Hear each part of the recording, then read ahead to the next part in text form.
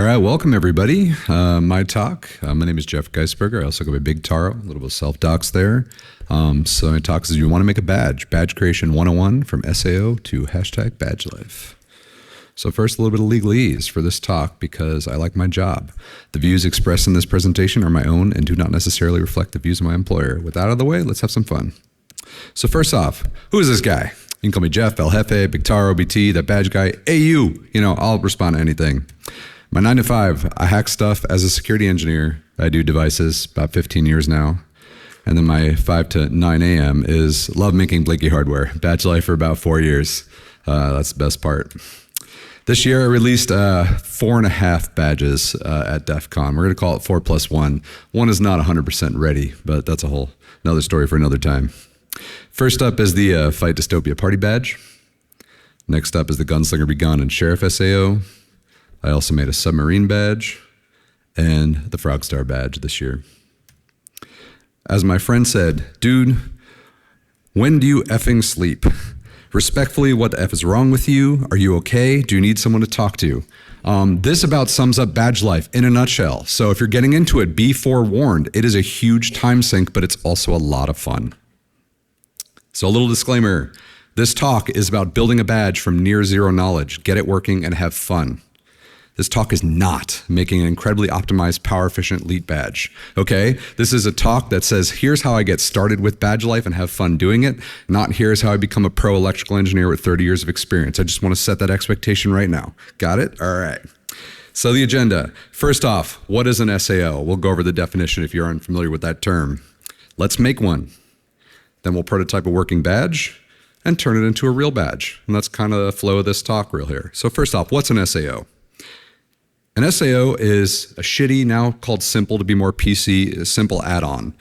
These are some that I've personally created here on this stage, but essentially what they are is let you put a thing on a thing to get more bling. So this was a community standard that lets you essentially attach other PCBs to a host PCB to just become more flashy and do more fun and have some add-on, and people have made things that work together and whatnot, and I'll get into that. So for example, this is a badge that I did for another conference where the SAO with a hat was actually a full-fledged badge and would talk to the host badge and synchronize RGB patterns and things like that. So kind of fun stuff. And it can be as simple as complex as you want. So as I said, the one I made was a full-on badge in itself. This is one by someone named El Jefe. Not me, I'm not El Jefe here, but essentially, that is like really blocked by my podium. Okay, well, it's essentially a single LED that lights up, right? So you could go as simple as that to as complex as full-blown hardware, and I just wanted to give you the scale of this. The whole point of it is have fun, make something cool. So why start with an SAO? Why not just go right into badge life and just build some crazy complex thing that does 1 billion features, and then you stay up till 3 a.m. coding for 6 weeks straight, like I may have. So SAOs are a really simple way to get into making hardware. It's an easy, simple win. Hey, Ma, look, I did a thing. Here's the thing, right? It blinks, it makes little flashy lights, it's good. And do you enjoy the process? It's a really good way to say, hey, I'm getting my feet wet. Am I going to actually enjoy doing this thing and pulling my hair out at 3 a.m. trying to debug some hardware where, the documentation says one thing and then hardware does something completely different because, chips. Also, SAOs will not break the bank. 200 SAOs, which for a conference like DEF CON is almost nothing. $250, give or take, compared to thousands for badges. We're talking about like $10,000 potentially for a run of a complex badge versus a couple $100. You could probably afford that a little easier. All right, so let's start with that SAO. How does it work? The current standard is 1.69 BIS, community standard, made for fun, funny names. I translate a little bit for you because the standard's in mil horsepower. It's a 3.3 volt standard, roughly 280 milliamps draw. If you don't know anything about electrical engineering, don't worry about that. Your badge is not going to draw that much more than that unless you're doing something crazy. So here's kind of the standard pinout. If you've seen any of the badges that have a little slot, there's 6 pins. You can get the pictures online, but I'm just putting it here for reference. Going to talk about it a little bit. On the badge side, you have a female keyed connector. It's a 2x3 socket. I am in the way of all these pictures. This is going to be a rough presentation. I'm sorry, guys. And then this is the side that goes on the actual SAO. It's the mailed keyed connector. And the reason why we use the shrouded connector, some people don't like to use the keyed connectors because of cost, but they stay on. Otherwise, they'll just fall off. The original standard, which was 4 pins, everybody was losing their SAOs everywhere, if you guys remember older DEF CONs. So the gist of this one, there's 6 pins, 4 for communicating with the host badge. We're not doing that here. We're starting real simple. We're going to use power and ground. And then over here in the bottom right, which you definitely cannot see, if you look at the slides later, there's some part numbers if you want to like make your own later. All right, so what does that actually look like? So let's start one with an LED that's just on. Real basic, simple. It just has a light and it looks cool. So this is electrically essentially what it is. You have a resistor, an LED, and a battery. But in this case, we don't have a battery. We have a SAO connector. That's it. That's the whole circuit right there. Done.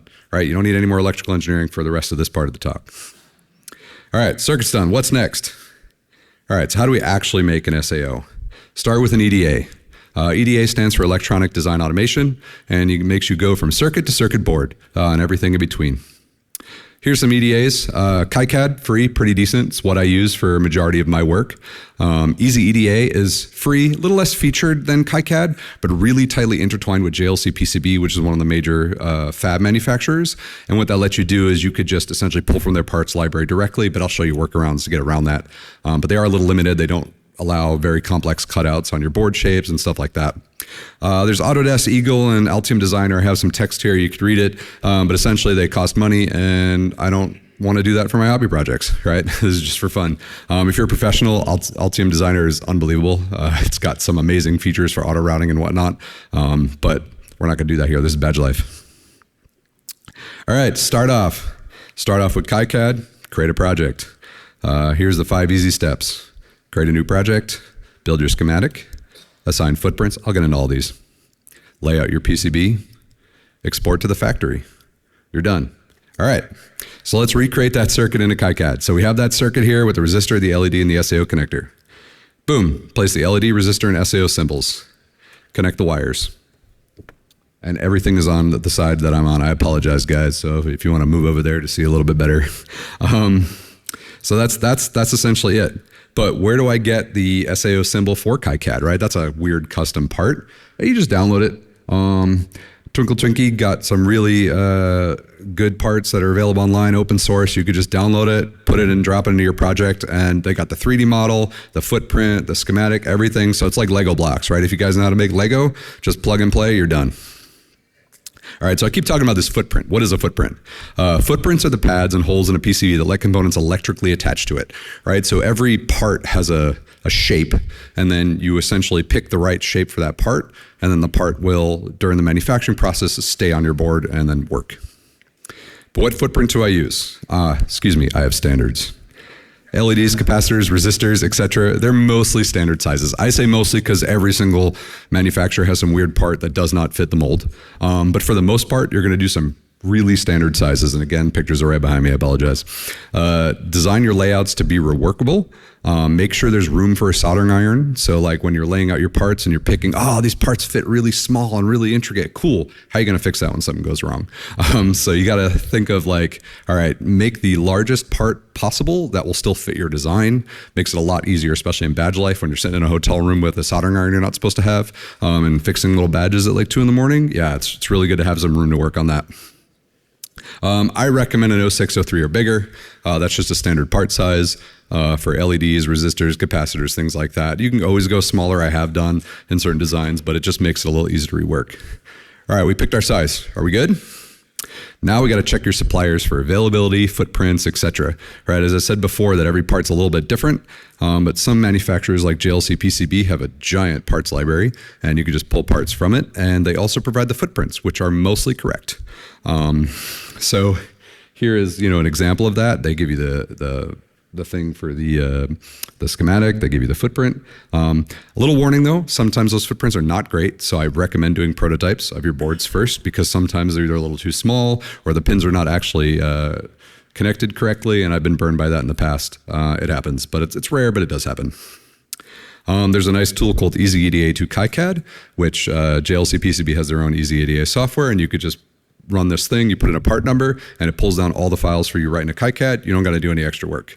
So you just type in a part number, boom, it appears in your libraries, and then you're good to go.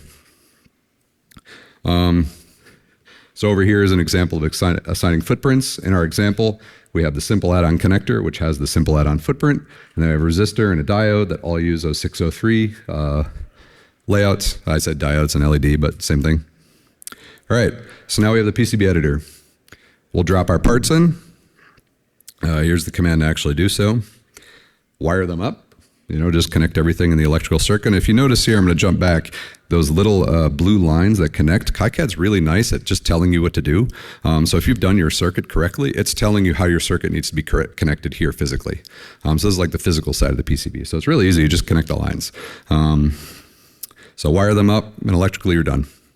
But wait, what about the art? All right, the art. Find, license, create art. That's the fun part of badgelife, making these cool designs with funky features and whatnot. This is just an example I'm going to use for this demonstration. I did not make this by Sako ST, but it's an open art. SVG format has to be a vector format, so that way it can be manufactured properly, and KiCad will work with that.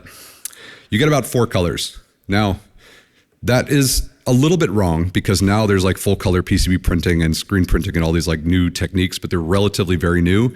You're going to do 4 colors. It's a lot easier when you're starting off. So the 4 colors we got are essentially the solder mask. It's usually 1 color. There are people in Badgelife Village you could talk to that have made multiple different colors, kind of cool stuff. But essentially you have 1 color: red, green, blue, purple, black, white, yellow, kind of like the standard colors. You get silk screen, usually white or black. Usually this is all dictated by the manufacturer, unless you're making boards in your house, but this is an intro talk, so you're gonna use a manufacturer. So you find a manufacturer that has colors that you like. PCBWay, JLC PCB, Osh Park, all those, they have different color mixes and whatnot, and they'll show you what's available. You have metal. It's either copper or ENIG, so it'll be either silver or gold after being tinned by the flux, by solder, and so essentially you get another color there. And then FR4 is a semi-transparent yellowish color. So that's kind of the colors you're working with when designing a PCB. If you look down at any Badgelife you're currently wearing, you could pick out those 4 colors of what they are. All right, so now let's go import that art into KiCad, import the SVG, and break it apart into layers. What are these layers? Okay, so the way KiCad works is essentially there's a layer for every single thing that's there. There's the copper layer, there's the solder mask layer, there's the paste layer, the silk screen layer, all these things I was talking about, there's just different layers. So what you do is you break up your art into those different layers so you can get those different colors. Transparent areas, you can create a rule area that says, hey, don't put anything here, and that way it'll just show up as essentially nothing. There won't be any solder mask, there won't be any, it'll just be an empty space, which makes that kind of ugly yellow color. But it is semi-transparent, which is good for LEDs. Draw filled zones to the front and back. Let the front and back mask layers act as silver gold color. So you essentially just say everywhere else, just dump copper, right? And so that way it'll just fill in, and I'll show you what it looks like in a second. Move your parts into the art for aesthetic positioning, right? That's kind of the part of Badgelife, is you want to make sure it looks kind of pretty and fun. So here we have this little hacker dude on a laptop. We're going to have it connect at the bottom, and we're going to have the LED red on their eyes there. All right, you outline your image. I really like using Illustrator for this. You can also use Inkscape if you're into open source. It's just a little bit easier in my workflow. You just use a Pathfinder Unite. You take your complex shape and make it one shape, because it has to be a single continuous line for the cutout of your board. Import onto the edge cuts layer. Fill all your zones again. It'll just say, hey, okay, let's go refill your circuit board. And there you go. There you're done. Your SAO is right there. That's what it looks like. You can view it in 3D, and that's basically it. It's relatively simple. It'll probably take you a couple hours the first time you do your first one, and when you get into it, it's just a lot more fun. All right, now we got to manufacture this thing. So we have our design files. For example, I keep mentioning JLC PCB. I'm not sponsored. I just have used them a lot, and I love and hate them. They more problems than not, but anyway, there's some really cool plugins out there where essentially this one for KiCad will let you pick from their parts library. You can assign parts to their part IDs and then generate the files that the manufacturer actually needs to create it. So you select your components, send off to the manufacturer, and when you send something off to a manufacturer, I didn't write this in the slides here, but you have a BOM file and a CPL file. So the BOM file is like what part is assigned to what like identifier. So we had like D1, R1, and then it'll say, okay, this part is actually, you know, this model number, and then my manufacturer's model number is like C12345 or something, right? And so you get that list so the manufacturer knows what to create.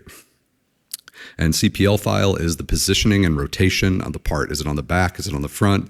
How do you position it? And so that way it knows where everything goes on your circuit board. So these tools just take care of it all for you. You don't got to do anything manual. So now you send it off to manufacturer, wait 3 to 5 weeks. Voila, badge life, done. You got a board, and hopefully it works. All right, so now we're going to draw the rest of the owl. So how do we go from a simple circuit to full-on badge life? The answer is open source. Learn from the experts. Remember, this is a one-on-one talk. We're not experts right here, right? But we just learn from them. Adafruit, SparkFun, etc. They release all their schematics for their development boards. It's phenomenal, especially if you're learning. You just say, hey, they have a circuit board which has the part I want on it. Let me just go look at how they made their circuit board. You can pull their values for resistors, capacitors, whatever. They've already done the work for you. And if you're prototyping with that exact dev board, then it works. They also have software libraries that are decent starting point. I say decent because they're usually not full featured. And if you're doing something esoteric with the hardware, you're probably going to write that code yourself. But it's a really good starting point to just get out the ground and running. And please, please support these folks. I really mean it. They create some unbelievable hardware. They release everything open and free. And because they do that, there's a lot of manufacturers in countries that don't believe in copyright infringement and things like that. And it is open hardware, so it is allowed to be taken, but then they'll resell those boards for, $1 or $2 versus, the 20 or 30 that these people need to continue making cool stuff. So please support them if you can. All right, so prototype the circuit on a breadboard. This is an example of a badge I made last year. I won't get into the badge, it's not actually important, but I'm just showing you what it kind of looks like when you kind of hodgepodge all these development boards together on a breadboard. There is a chip that you have to select is kind of the first thing you do. Is like, who's going to be the brains of my badge? I recommend one of the following starting out, an ESP32S3, an RP2040, RP2350. Why? Why would I pick those? So first off, they all got built-in USB, so it makes it really easy. You don't gotta have a special serial to USB chips or anything else you got to put on the board. They're dead simple to flash. The ESP32S3 requires some tool chains, but it's like built into the Arduino library if you guys are familiar with that. But the RP2350 and 2040 show up as a drive, and then you just drag and drop your firmware onto it, and it's ridiculously easy to flash. For example, I did a conference badge for about 1,000 badges, and trying to get 15 volunteers how to set up a tool chain to flash some hardware would be impossible. But I was like, here's the file, just plug it in and drag and drop, right? It's a lot easier for that type of work. The other thing they have is solid Arduino library support. So if you're unfamiliar with Arduino, it's kind of this like open hardware development ecosystem where everybody's made libraries for almost everything. And so having compatibility with that is really important because you could essentially say, hey, I want to do a thing with this funky hardware. And sometimes even the manufacturers go, we wrote a small little library for you to do that, right? And then you could just get off the ground running. And these chips have more than enough peripherals and I/O. They can do pretty much whatever you want to do on a badge. If you're doing something super funky, you're going to be like way into it, but starting out, more than enough to just click some buttons, run some LEDs, just drive a screen, things like that. JLC PCB also has an RP2350 guide that I have a link here, but essentially that's a way to say, hey, how do I get started with this chip? What sort of considerations do I have to have? All right, I have the hardware, I built my prototype, now the code. There are kind of 3 schools of thought with developing a badge. There's the Arduino, and it's incredibly easy to get running. You download the Arduino IDE, you install your board files, that's right from a searchable thing within the IDE, and then you say click, compile, and you're done, right? It's very limited and it's a little slow, and the way the compiler is set up, it's set up to be easy to use, not to be the most powerful. So that's one consideration. We're doing some more advanced stuff. For example, I started on making a badge and it got to the point where compile times were up to like 8 minutes a pop, which was just ridiculous, and I had to move on to a different thing. Platform I/O in VS Code.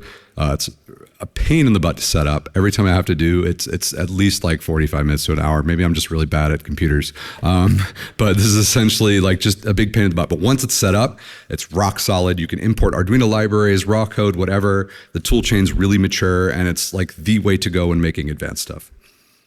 Compile your own. then you can use manufacturer supplied toolchain for your MCU and do everything yourself. I don't recommend doing this when starting out, but at some point when we're doing some crazy chips, you're going to get into this. All right, so now you kind of have the IDE and the compile things. Here's some common Arduino libraries that we're going to go with for this example on what to do. So first off, bling. You want your badge to blink. I see some people in the front that have some blinky badges. Adafruit has a NeoPixel library, they call it, that works with WS2812Bs and some other type of LEDs. It supports like almost every chip on the planet that is used in sort of the hobbyist community. Some of it's really gross where it like bit bangs all the stuff out, and some of it's really nice where it uses like your timers and everything, but it just works. You drop that on, you set the pin that you're gonna use for your bling, it just works. It's really nice.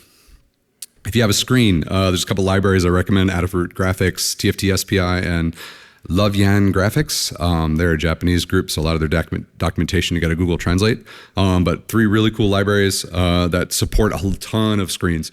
Every screen I've thrown at it, because essentially what happens is you have a screen and usually have a display controller chip that's on the screen itself. And so you just make sure your library supports that display controller chip. And then input, you want buttons to do something, right? So Easy Button is built into like Arduino, for example, and Button Fever is another library I really love. They support like, you can pull the button state, like is it pressed, is it not pressed? You can also have interrupts, so when a button is pressed, fire off this function, which is really, really nice when you're like, hey, you know, change my screen or change my bling or do something else. It's just a nice, easy way to get starting. Cool, so I got a working prototype. What's next? So how do I get from this breadboard thing to this ridiculously complex KiCad schematic, right? So this is actually the schematic for that breadboard, but we'll get there. So start with the brains. The Raspberry Pi Foundation provides a working reference board for KiCad. You can download this, and they give you a fully working RP2350 board. You just download it, and then you can send that to a manufacturer if you wanted to, as long as you assign like the BOM part files.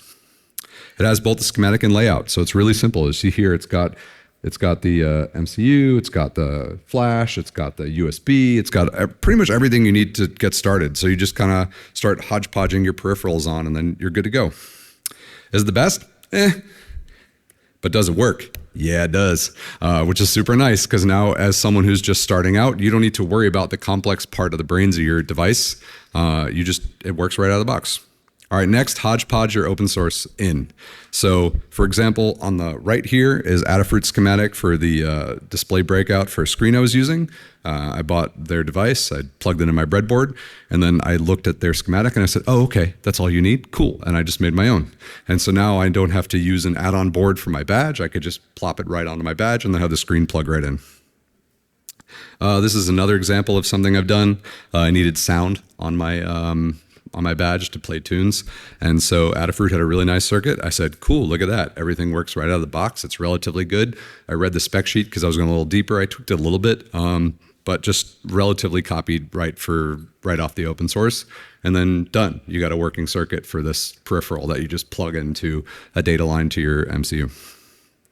All right, you got a working badge. And to show you kind of how coming from that open source to the actual badge itself, anybody seen those frog badges this year that are around? That's the badge here.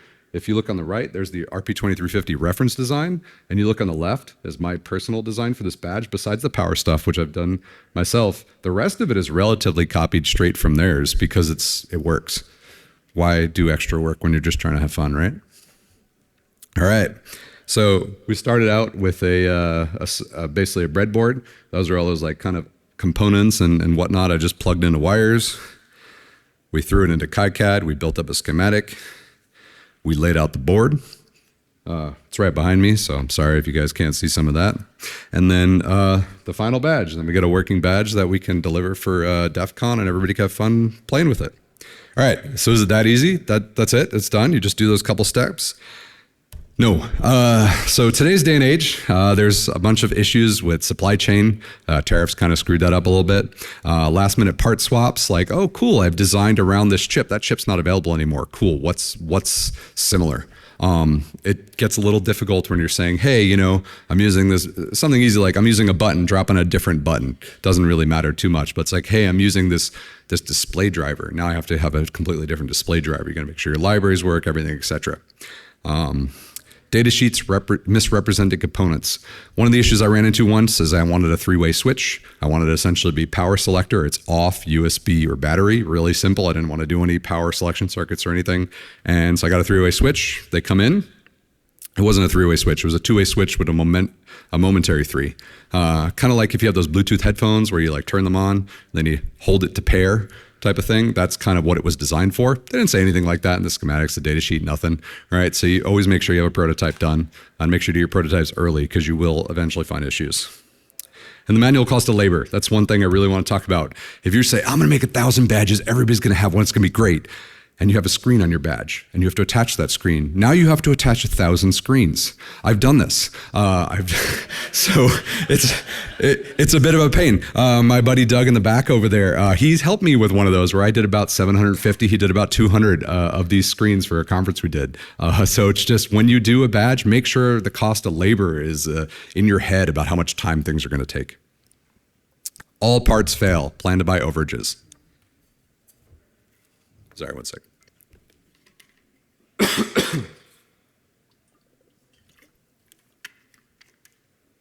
There's always going to be a percentage of failure in parts.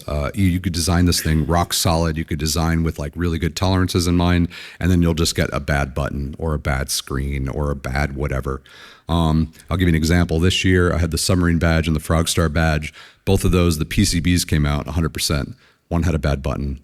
One had a bad thing, one had a bad USB, one had a bad diode, and you have to replace those parts. So always make sure you like, let's say you're targeting 100, do 120.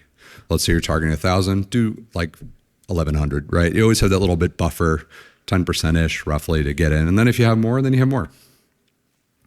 All right, I did all that. Did I do good? Is it fun?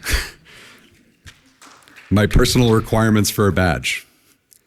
Awesome bling and light patterns. If it's not flashy, it's not badge life to me. At least that's my personal thing. Other people have other things, but you walk around, you see, oh, what's that flashy thing over there? I want to go make something like that. CTF challenges. It's a hacker con. These are hacker badges. You got to have some sort of puzzles in there. It's something I love doing. I love creating puzzles. I love solving puzzles. So every one of my badges, no matter how simple or complex, is going to have at least like 5 puzzles in it. I just can't help myself. Prevent e-waste. This is one of the things that early on, there's a lot, like I have 2 bins of badges in my house just sitting there because a lot of them don't do anything besides light up. And they look really cool, but like, okay, they light up. Sure, so does every other badge. So make something fun and repeatable within your badge. So when designing your hardware, make sure that there's some purpose to it or a gimmick or something. For example, can it be a dev board? Can you just use this to build new things afterwards? You can expose your I/O pins so they could plug in their headers and then use it to develop their own stuff. Does it do something besides blink? For example, my gunslinger is a TVB gun, right? So when you're done with the CTF and you're done shooting other people at the conference, you go home, you just turn off your TV, right? So it's like just little things like that where you just, it's something that you could use without just throwing it in the trash when you're done with it. My Frogstar has like a Frogger game. The Fight Dystopia badge can detect certain BLE MAC addresses and alert you of their presence in case you're worried about that type of thing. Yeah, so when you're done with that, badge life achieved. With that, any questions?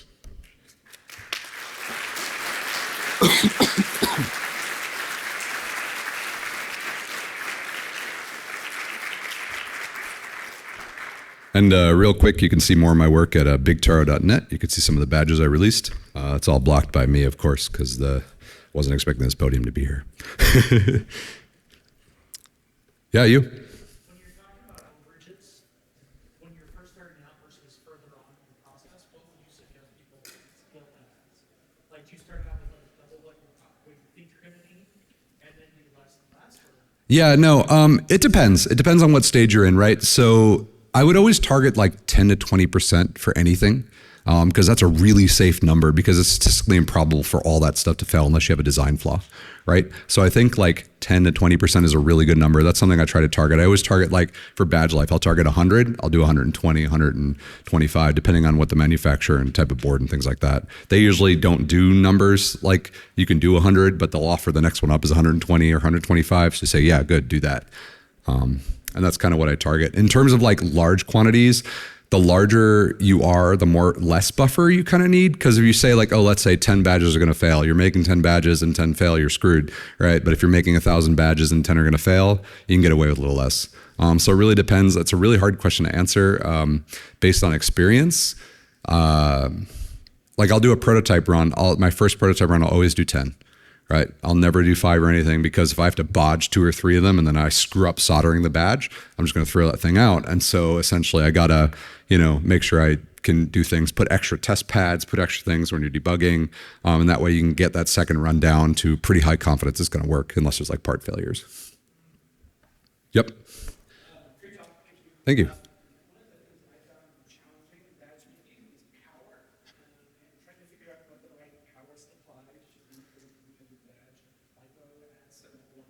Yep.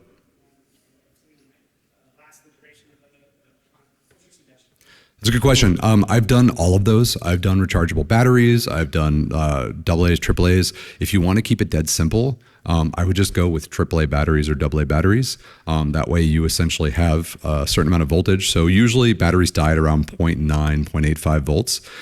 So if you multiply that up, so if you do like 2 batteries, that'll be like 1.8 volts. You do 3 batteries, right? And so you figure out a chip that'll essentially boost that battery to be your 3.3 or 5 or whatever you need. Most things are 3.3 these days.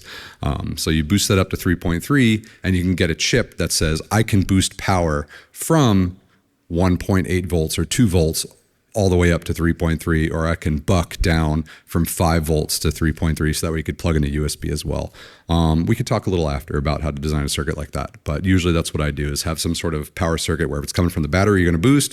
If it's coming from USB, you're going to buck down, and then you meet at 3.3, and then you get relatively stable power. Absolutely. Oh yeah, I can give a whole talk about how to do LiPo battery safety. I've talked with a bunch of people that have made batteries. The first time I did one, I was paranoid. I put every circuit protection you could possibly do on the chip. It was like we had overage, underage, we had detectors, we had a heat sensor, everything. It was like, I'm gonna make sure this thing will not kill anybody, right? But once you start doing them, as long as you don't have those like soft pack batteries, because then you could puncture that and go on fire. I like to use hard batteries like 18650s or something, which they use in like vapes and things like that. Those like bigger batteries like flashlights and vapes. Yeah, like on those, they're hard cased, right? So you could bang into them and not worry too much. But at the end of it, yeah, we could talk afterwards about sort of things. But essentially, you have overage protection, undervolting, so that way the battery doesn't die. Make sure you can't charge for the temperature; it gets too hot, turns off the circuit, things like that. Yep. Do those circuit designers you showed at the beginning give you like a way to like virtually test and make sure things won't blow up, like you're not going to pop LEDs and whatnot? They do. KiCads is not the best. So that's why I recommend prototyping with a breadboard. Because if you blow an LED, you just get a new one out of the bag and you try again. But one thing you could do is look at the schematics of parts, and the manufacturers usually recommend the minimum, maximum, like current going through, voltage, things like that. And then you can kind of do the basic math of like, okay, if I have this amount of current maximum, do I need a resistor that can drop it into that, things like that. Yep. I think I'm almost running out of time, but I'll take, who really wants the question? Correct.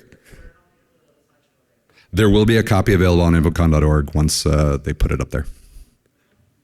Infocon.org, the DEF CON archives, yeah.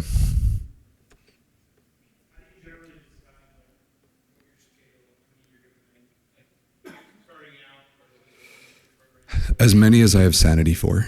I like targeting 100. I think that's a nice number, especially at a con of this size. You know, you'll probably sell all of them, so that way you're not like in the hole for thousands of dollars that you got to like pay yourself.